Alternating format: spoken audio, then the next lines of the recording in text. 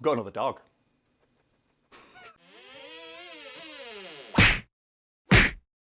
You'd think a guy with a title like the Emperor of Germany would be fairly hard to upset considering he rules a country with unlimited access to high quality sausage and beer.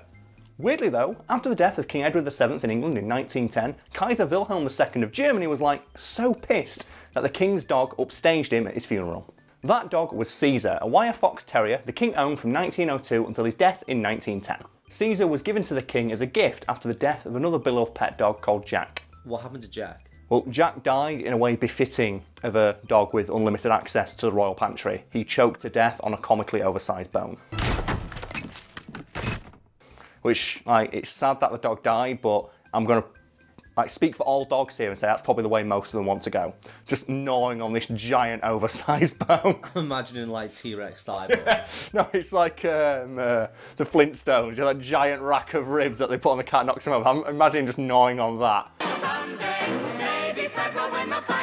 Oh no! But he's got this huge dog smile on his face, like he went doing what he loved. The way I imagine it's like the royal advisor comes to King, he's like, you've got to tell him, it's like, for fuck's sake, right?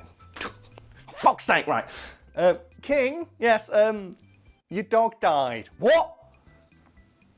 Yeah, we found him in the royal pantry. He was left unattended. So don't worry though, I'm pretty sure he went pretty well. And it's just, the dogs are surrounded with bones like a big bull. The king was smitten with Caesar and assigned him a personal footman who was ordered to do nothing but clean up his poop and presumably scratch his balls on command. You know what? I want that guy. Do you think the king had a footman who did that? I like to think he did. I like to think that guy was paid the most of everybody. It's like, Caesar's got a guy who scratches his balls and wipes his ass. I want one too. I'm imagining it's the guy wearing one of the big bear hats. And he uses the bear hat and just rubs it on the dog's hats. Caesar also had a bed directly next to the royal throne which he sat on while the king was meeting heads of states and various nobles. As if that wasn't adorable enough, King Edward also gave Caesar a collar with a tag on it that simply read, "I am Caesar, I belong to the king." As if you'd believe that if you found that dog. The thing is though, people did find that dog because it's reported that the king would lose him about twice a week while walking him. And he'd just run into people's gardens and he'd have to chase after him with his walking stick. What? So imagine, there were people where they'd see, oh, it's a little dog. Oh, I'm Caesar, I belong to the king.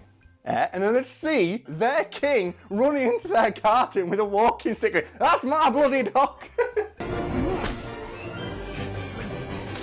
Imagine that happening now. Imagine you're in your garden just enjoying like a nice cold glass of Pimm's and a dog runs in, you look at its collar. I am Caesar, I belong to the Queen. And then Elizabeth comes running in your garden. Well, she does walk around corgis, doesn't she? She's got like 30 of them or something stupid like that. She loves her corgis. Does she walk them herself though? Of course she does. With 30 Well, that picture of Peter Dinklage where he's walking that giant dog. No, the one of Daniel Radcliffe where he's walking like 30 dogs at once. Put that picture behind me with the Queen's head photoshopped on it and a corgi head photoshopped onto every dog. You just give me more work to do. I am, but I want to see that picture. And I think the audience wants to see that picture. It might have to be the same corgi head. That's fine. Not only was the king, he'd walk his dog, the dog would run off, and he'd do what any dog owner does. Oh, for fuck's sake, get back here and just chase after it with his walking stick. Imagine seeing that, oh, that's my king. That's the ruler of my country, appointed by God, all right, just running after a dog in a field waving a walking stick. I like the idea as well that his guards would be stood there just watching and go, should we help him? No, he's happy enough. The king, like many dog owners, often found himself unable to properly punish his pet and could only usually manage to softly scold his pet before quietly sliding him a giant leg of ham to gnaw on.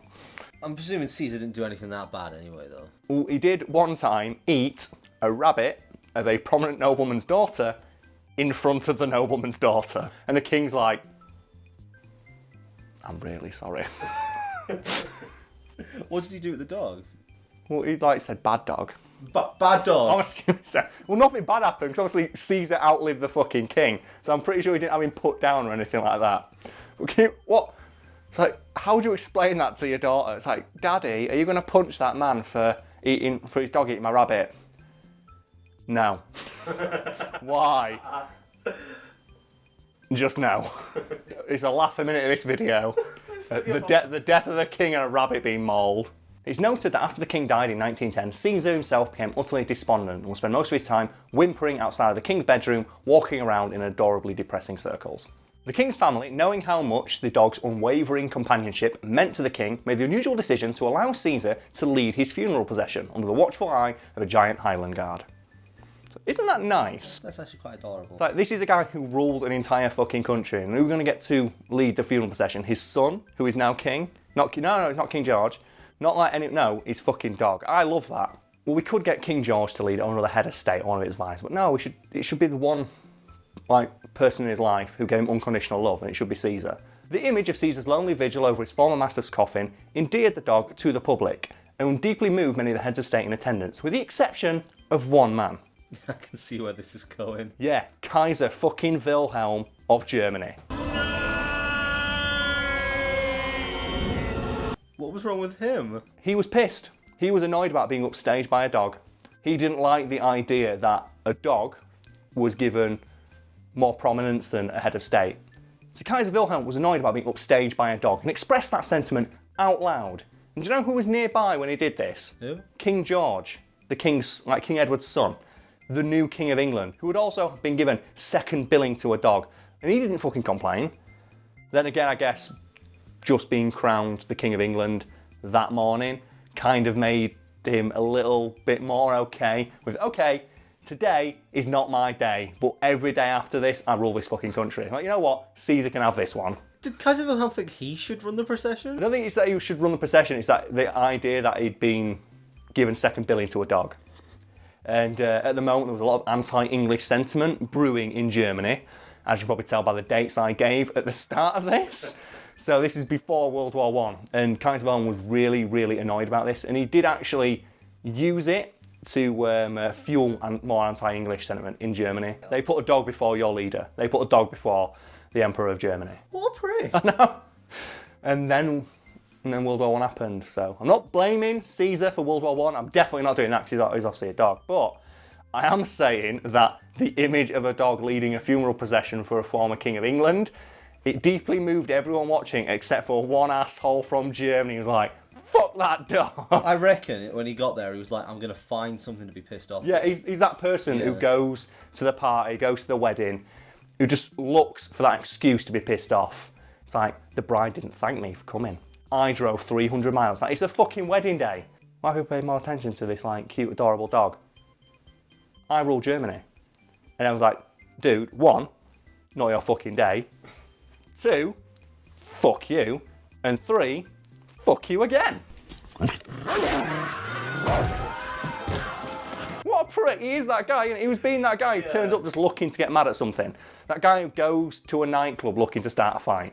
Let's just walk through this and pretend it's not a funeral for the King of England. Let's just say it's some old dude who everybody loves. And you go in, and his neighbour comes in, and the neighbour never really got on that all well with him, but he turned up because they've known each other for fucking years, right? And he gets there, and he goes, right, where am I sitting? He goes, oh, you sat over there with some other important people in the guy's life. He goes, oh, so who's leading the procession then? He goes, well, we originally thought it was going to be his son, his son. He was like, but no, it's going to be his dog, because they decided that he loved this dog so much that we're going to let the dog go and lead the procession today. And all the family is in agreement that it's a really good idea.